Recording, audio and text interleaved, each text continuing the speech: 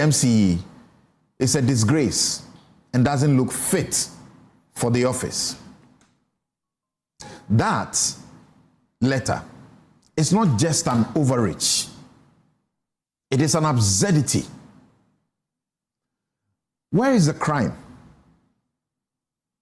In a healthy democracy, questioning whether a public officer is fit for purpose is the heartbeat of civic engagement.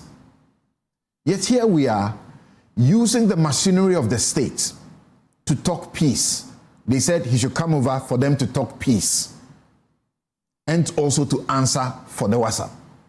Talk peace over a comment that barely qualifies as an insult, let alone a threat to national security. That's a cycle of hypocrisy.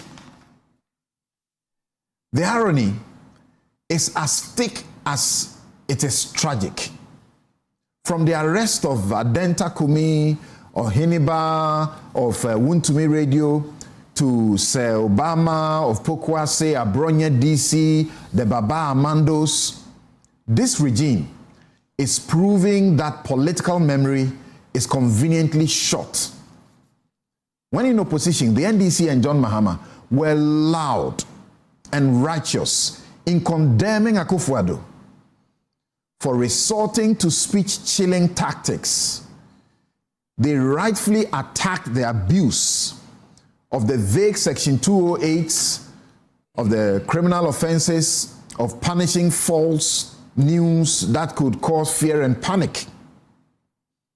They did not only join the crusade against that provision in the 1960 law, they raised their voices against the sister Section 76 of the 2018 Electronic Communications Law. But as the proverb goes, the more things change, the more they stay the same.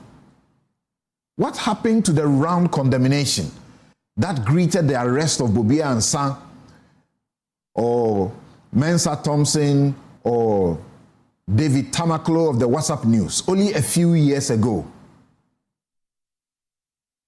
Because they are affiliated with the NDC, they have a different blood running in them.